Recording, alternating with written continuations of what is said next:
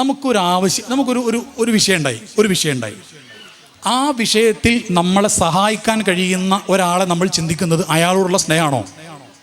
ഏതെങ്കിലും ഒന്ന് പറഞ്ഞാക്കല്ല ഇങ്ങനെ ആക്ക് ആണോ?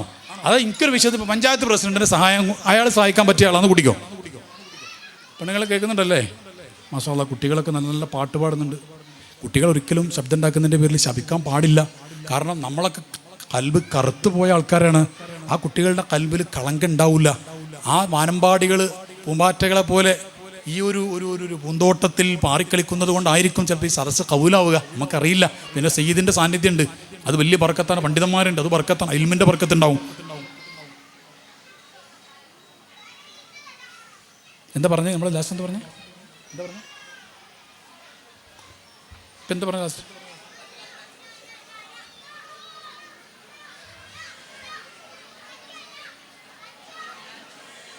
ഓക്കെ ചിലപ്പോൾ അത് വിട്ടുപോകും. അതിനൊരു കാരണമുണ്ട്. ഈ വലിയ ആളായിട്ട് ഇങ്ങനെ പറയണ ഇടയ്ക്കിടയ്ക്ക് കിട്ടൂലടാന്ന്. അല്ലോ, ഏതാണ് അള്ളാൻ്റെ സെറ്റപ്പ്? ഞാൻ ഉഷാറായിട്ട് ഇങ്ങനെ അടുത്ത് പോകാൻ പറയുന്നെങ്കിൽ അപ്പോൾ അള്ളാഹ് പെട്ടെന്ന് ഞാൻ മറന്നത് ഞാൻ വെറുതെ നിങ്ങൾക്ക് കിട്ടുമോ നോക്കിയല്ലേ, ഞാൻ മറന്നാണ് സത്യം പറഞ്ഞാൽ. അപ്പോൾ അള്ളാഹ് ഒന്ന് ഇടയ്ക്ക് അങ്ങനെ ഉഷാറായിട്ട് പറഞ്ഞിട്ട് കിബിറിനാവണ്ടടാ. ആ കിബിർ ഒതുക്കാൻ വേണ്ടി എൻ്റെ കാരുണ്യവാനായ പടച്ചോൻ എന്നെ കൊണ്ട് മറപ്പിച്ചു തന്നു. അൽഹംദുലില്ലാഹ്, എല്ലാം റബ്ബിലേക്ക് എത്തണം. അള്ളാഹു തൗഫീഖ് ചെയ്യട്ടെ. എന്താ പറഞ്ഞ ലാസ്റ്റ്?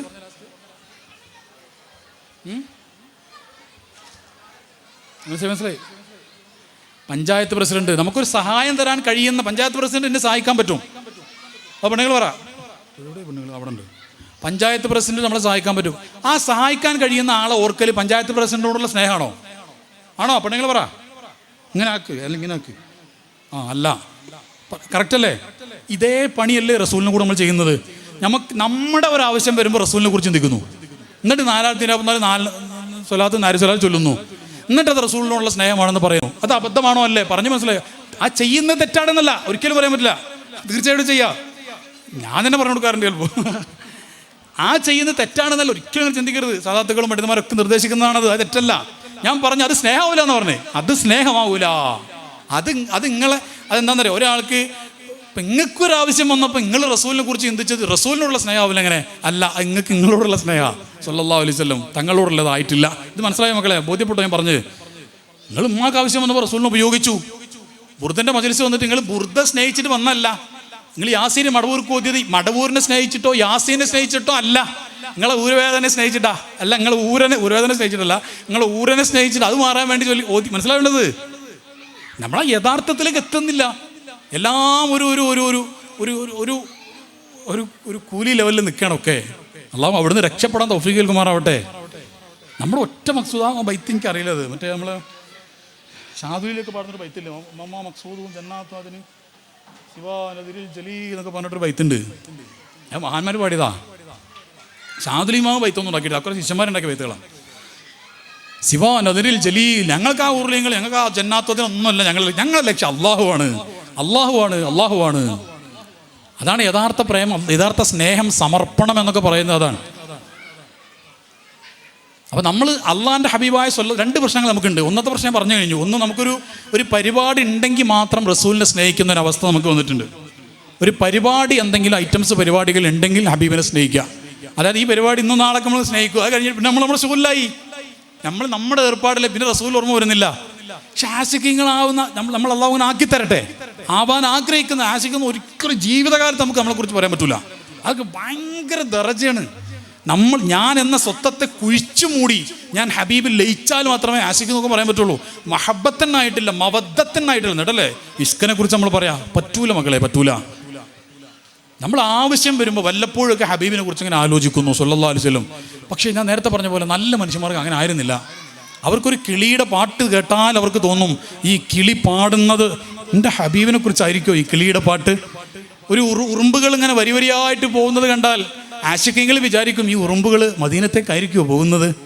ഉറുമ്പുകൾക്ക് പാസ്പോർട്ട് വേണ്ടല്ലോ, എല്ലാം ഇങ്ങനെ കരിപ്പൂർ പോയിട്ട് കാലിക്കറ്റ് എയർപോർട്ട് പോയിട്ട് മെല്ലെ അവിടുന്ന് ഫ്ലൈറ്റിൽ ഏതോ ഒരു ബാഗിൻ്റെ കൂടെ ഇങ്ങനെ കയറി കൂടിയാൽ പോരെ, അവരെ അതിൽ പിടിക്കൊന്നുമില്ലല്ലോ എന്ന രീതിയിൽ ഉറുമ്പുകൾ മദീനത്തേക്കായിരിക്കുമോ അവരുടെ യാത്ര. പക്ഷികളിങ്ങനെ യാത്ര ചെയ്യുന്ന സമയത്ത് നമ്മളിങ്ങനെ നോക്കി, പക്ഷികൾ കുറേ പറന്ന് കോഴിക്കോട് വരെ പറന്ന് ക്ഷീണിച്ച് അവിടെ റെസ്റ്റ് എടുത്ത് പിന്നെ കടലിൻ്റെ അപ്പുറത്തേക്ക് പറന്ന് എല്ലാവരും ക്ഷീണിക്കും, ഏതെങ്കിലും ബോട്ടിൻ്റെ മേൽ കുറച്ച് നേരം ഇരുന്ന് പിന്നെയും പറന്ന് മദീനത്തേക്കായിരിക്കുമോ ഈ പക്ഷിയുടെ യാത്ര? ഏതെങ്കിലും ഒരു വെള്ളച്ചാട്ടം, വെള്ളം ഇങ്ങനെ കുത്തി ഒലിച്ചൊഴുകി ഇങ്ങനെ വരുന്നത് കാണുമ്പോൾ ആ വെള്ളത്തിൻ്റെ ശബ്ദത്തിൽ ഒരു പ്രത്യേകമായ താളമുണ്ട്. ആ വെള്ളത്തിൻ്റെ ശബ്ദം, വെള്ളം നമ്മളിങ്ങനെ ഒലിച്ചൊഴുകി ഇങ്ങനെ വരുന്ന വെള്ളച്ചാട്ടം പോലെ എങ്ങനെ വരുന്നത് കാണുമ്പോൾ അതിങ്ങനെ തുള്ളിച്ചാടി ആനന്ദത്തിൽ പോവുകയാണ്. എന്താണ് വെള്ളമേ നിനക്ക് ഇത്ര ആനന്ദം? മദീനയുടെ കാറ്റടിച്ചത് കൊണ്ടാണോ നിനക്ക് ഇത്രമാത്രം ആനന്ദം? ഇത് ആശിക്കങ്ങളെ ബൈത്തുകളുള്ള അതിൻ്റെ അർത്ഥമാണ് ഞാനീ പറയുന്നത്. ബൈത്തെല്ലാം കൂടി കാണാതെ ഓതാൻ ഞാൻ ഉസ്താദല്ലല്ലോ, അതറിയാത്തോടെ. ഞാൻ പണ്ഡിതനാണെങ്കിൽ ബൈത്തൊക്കെ എനിക്കറിയില്ല, ഞാൻ പണ്ഡിതനല്ല. ഉസ്താദ്മാരെ ചെരുപ്പൊക്കെ എടുത്ത് വെച്ച് കൊടുക്കാറുണ്ട്. ആ ഒരു ബന്ധം എനിക്കുള്ളൂ ആകെ. തങ്ങന്മാർ ചിലപ്പോൾ കാലൊക്കെ നിൽക്കി കൊടുക്കും ഹിദമെടുക്കാൻ വേണ്ടിയിട്ട്, അത്ര ആ ബന്ധം എനിക്കുള്ളൂ, അല്ലാതെ ഞാൻ പണ്ഡിതനല്ല. പക്ഷെ ആശികങ്ങളെ ലോകം ഇങ്ങനെയാണ്. അള്ളാഹു നമുക്കെല്ലാവർക്കും ആ ലോകത്തേക്ക് എത്തിച്ചു തരുമാറാവട്ടെ. ഇത് കേട്ടിട്ട് ഞാനൊരു നല്ല ആളാണെന്ന് അതും വിചാരിച്ചു പോകില്ല ദയവായിട്ട്. ഞാൻ ആയിട്ടില്ല. സത്യം പറയണം, ഹക്കാണ് പറയുന്നത്. ഞാൻ പറഞ്ഞോളാം, ഞാൻ സ്റ്റാറ്റസ് വെക്കാം ആയിട്ടുണ്ടെന്ന്. എല്ലാവരും നമ്പർ നോക്കിയാൽ മതി. തൽക്കാലം അത് ആവൂലേ, തുനിയാവുന്ന ആവൂല. നമുക്ക് മരിക്കുന്ന സമയത്ത് നമുക്ക് ആസിക്കും അതൊന്നും ആവണ്ട. നമുക്കൊരു മുഅ്മിനായൊന്ന് മരിച്ചിട്ടേ മതി. യൂസുഫ് നബി പറയുന്നത് എന്താണെന്നറിയോ? തവഫനി മുസ്ലിമൻ എന്നാ. നമ്മളൊക്കെ ദറജയാണ് നോക്കണത്, നമ്മൾ നോക്കുന്നത് ഭയങ്കര ദറജ. യൂസുഫ് നബിൻ്റെ ദുആ പടച്ചു തവഫനി മുസ്ലിമൻ, ഒരു മുസ്ലിമായിട്ട് നായ്ക്കൂട്ടത്തിൽ കിട്ടിയാൽ മതിയായിരുന്നു എന്ന് അവർ നോക്കുന്നത്. നമുക്ക് സ്ഥാനങ്ങളും ആളുകൾക്കിടയിലുള്ള സംഗതികളൊക്കെ ആയിപ്പോയി നമ്മുടെ മെയിൻ മഖ്സദ് എന്ന് പറയുന്നത്. അവിടെ നിന്നൊന്ന് മാറിക്കിട്ടണം. അതിന് അല്ലാഹു നമുക്ക് തൗഫീഖ് ചെയ്യട്ടെ.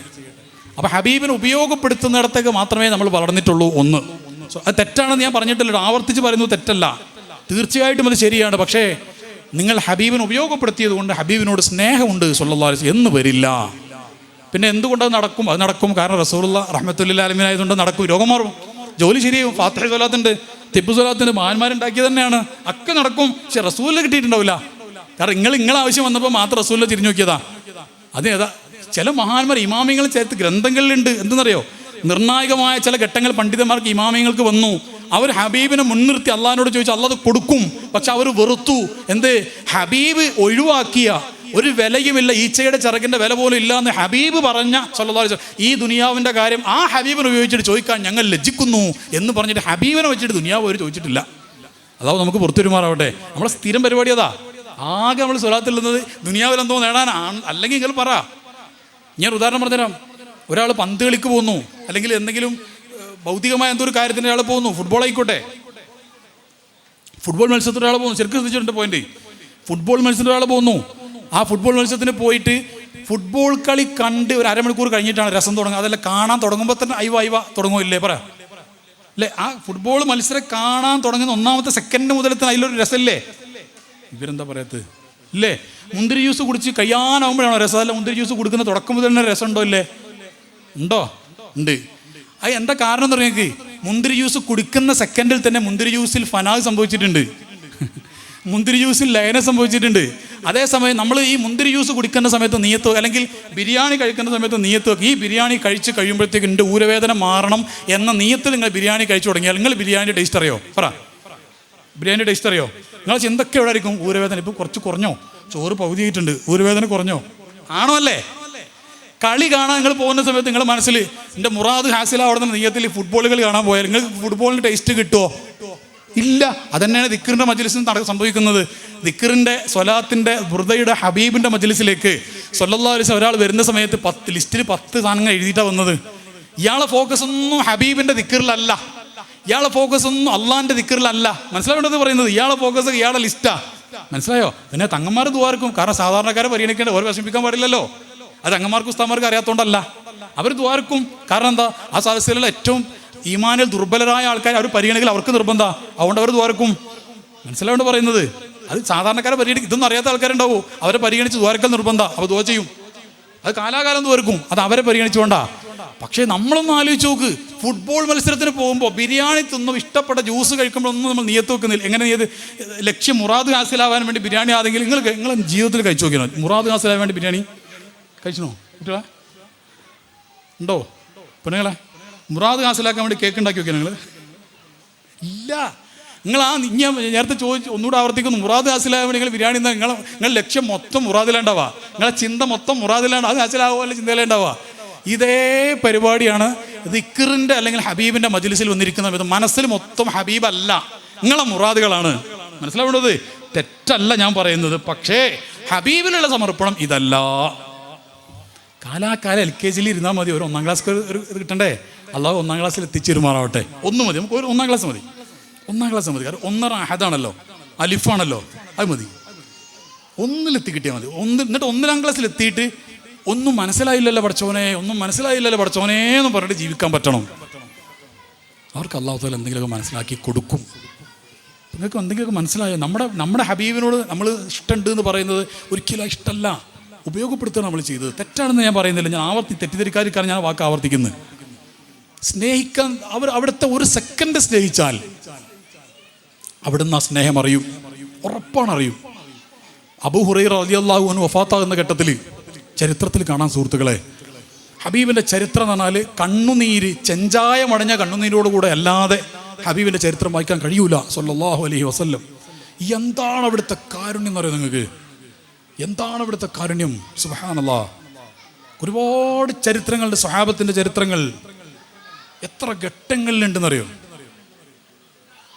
ഒരു സഹാബിൻ്റെ ചരിത്രം, കുറേ സ്വഹാബത്ത് റസൂലുള്ളാഹിൻ്റെ അടുത്ത് ഇങ്ങനെ ഉണ്ട് സല്ലല്ലാഹു അലൈഹി വസല്ലം. എല്ലാവരും റസൂലിൻ്റെ അടുത്ത് വന്നിട്ട് കൈയൊക്കെ പിടിച്ചിട്ട് ഇങ്ങനെ മുസാഫഹത്തൊക്കെ ചെയ്തിട്ട് സന്തോഷം പ്രകടിപ്പിച്ചിട്ട് ഇങ്ങനെ പോവുകയാണ്. ഒരു സ്വഹാബി മാത്രം കുറച്ചപ്പുറത്ത് മാറി നിൽക്കുന്നുണ്ട്, എന്നാലും അവിടുന്ന് പോകുന്നുമില്ല. അപ്പം റസൂലുള്ളാഹി ഇങ്ങനെ നോക്കണം, അയാൾ വരുന്നുണ്ടോ എന്ന് ഇങ്ങനെ നോക്കുക. കുറച്ച് കഴിഞ്ഞിട്ട് ആ സ്വഹാബി വരുന്നില്ല. റസൂലുള്ളാഹിനെ ഇഷ്ടപ്പെടുന്ന ആളാണ്, പക്ഷെ അടുത്തേക്ക് വരുന്നില്ല.